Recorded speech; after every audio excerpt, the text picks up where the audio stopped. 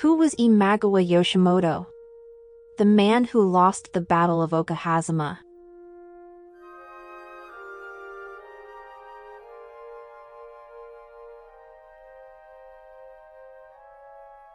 Having lost the Battle of Okehazama, a battle that should have been impossible to lose, Yoshimoto's reputation was tarnished.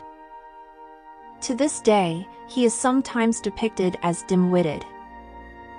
However, his sword, a katana called Yoshimoto Samonji, also known as the Sword of the Unifier, was kept precious by generations of important Japanese samurai leaders, which also reveals a deep respect for Yoshimoto. Nobunaga kept this sword on his person from the moment of his victory in Okehazama until his own death 20 years later. The sword was then passed down to two Japanese warlords thought of as national unifiers, Hideyoshi and Ieyasu.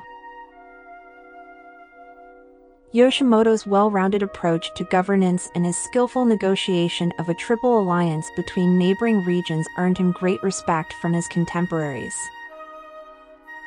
During his lifetime, Yoshimoto's territory had a vibrant and innovative cultural scene. By using his wealth to fund many noblemen, he facilitated cultural growth in his territory and also developed his image as an aristocrat. Additionally, Yoshimoto protected merchants and trade by creating open markets where guild monopolies were prohibited.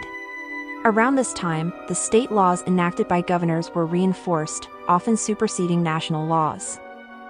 This shift in power had a snowball effect throughout Japan. In other words, these state laws made Japan fragmented into many small and warring states, and the reason why defined the Sengoku period. As well, Yoshimoto and his father issued 54 articles of state law. This collection of laws, the Imagawa Yoshimoto, regulated the arbitration of disputes relating to commerce, inheritance, and military chain of command. One article prescribed the death penalty for individuals over the age of 14 who were caught brawling. Another article allowed a 2-year grace period for debts that had doubled due to interest.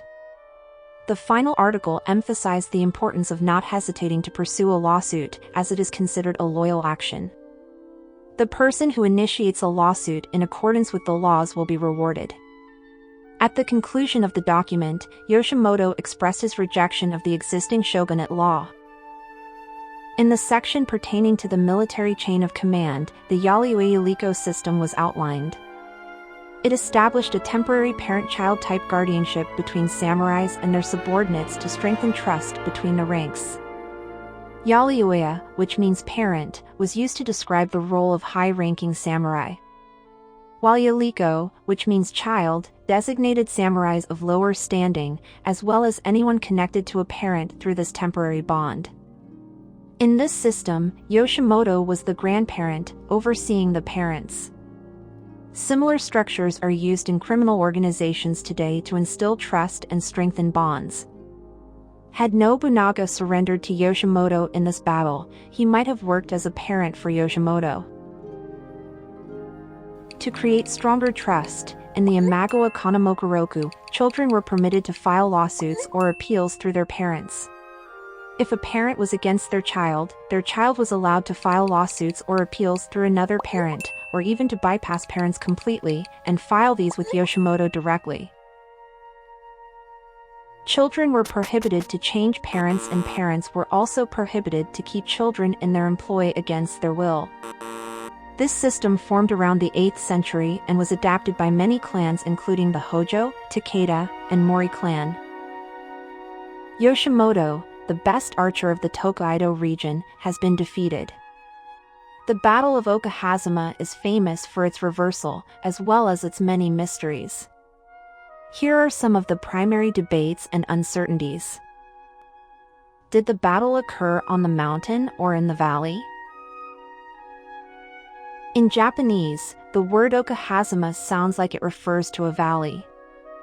The Battle of Okehazama is located in an area filled with rolling hills and peppered with artificial ponds that were used for rice farming. This varied landscape has created debates for scholars intent on determining the exact location of the battle. According to Hoen's Shincho-ki, the battle was situated in Okehazama, while Gucci's Shincho-ko-ki suggests it occurred at Mount Okehazama. These locations have been inferred from limited sources, including folklore. Among experts, the prevailing consensus tends to align with the veteran Gucci's perspective over Hoen's fictional account. It is widely believed that the battle took place while Yoshimoto was resting at the headquarters camp, and the historical camping sites still exist in the region. But there are two sites, each claiming to be the actual location of the headquarters camp.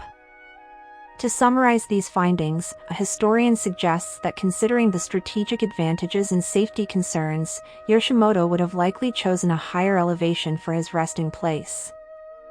Based on this analysis, he said that it is probable that the battle took place at the foot of the mountain. How did Nobunaga find Yoshimoto's headquarters? In Hoen's Shincho-ki, it is mentioned that a samurai named Yonada Diwanokami provided advice to Nobunaga regarding the location of Yoshimoto's headquarters. This advice has led to speculations and debates about whether it may have been a result of espionage activities. In Taiko-ki, Hoen states that Yonada was regarded as more distinguished than Mori Yashikatsu, who defeated Yoshimoto, and that Yonada was rewarded with Kutsuga-kei Castle, which had previously belonged to Yoshimoto. However, the details of the credit or reward he received are unknown and remain unrecorded in historical sources. Speaking of espionage, it has been suggested that Hashiba Hideyoshi was engaged in such activities. But there is no evidence of his involvement in battles, making this a speculative matter. In any case, it was fortunate for Nobunaga that he encountered Yoshimoto's headquarters during the battle, as this encounter turned the tide in his favor. How large was Yoshimoto's army? Despite the abundance of records, the strength of Yoshimoto's army, the absence of surviving internal records and the questionable reliability of external records pose challenges. Presently, we mostly rely on estimates drawn by the former Imperial Japanese Army. However, some people think those estimates might be inflated. Yoshimoto was the ruler of 3 provinces, and based on their kakudaka, one would estimate an army size of 17,000 at most. But the kakudaka does not provide a full picture.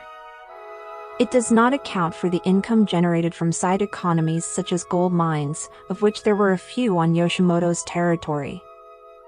The difference between the kakudaka of the time and a fuller account of the economy can help to explain variations in the estimated size of Yoshimoto's army.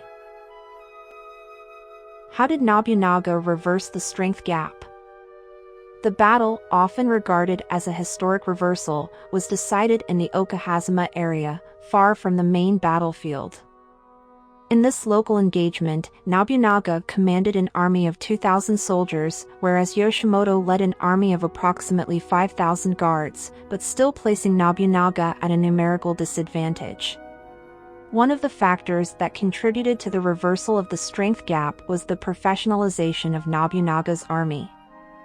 While Yoshimoto's army was composed of part-time infantrymen, mostly peasants, Nobunaga's 2,000 elite warriors had trained in the military arts since childhood.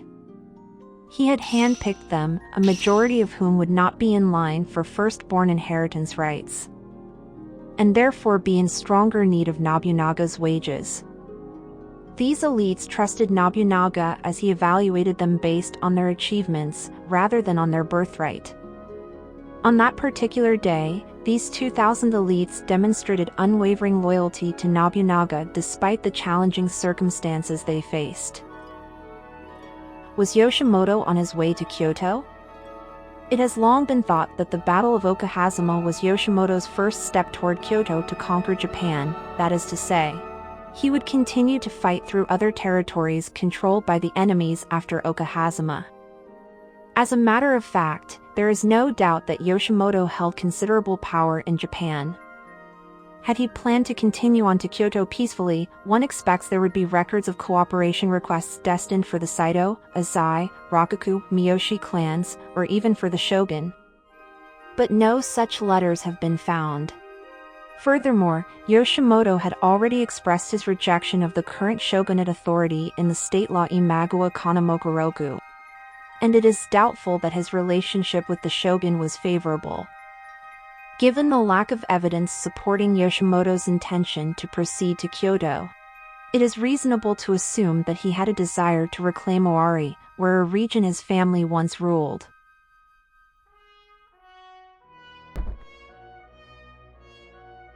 Help motivate us to make more videos by liking and subscribing.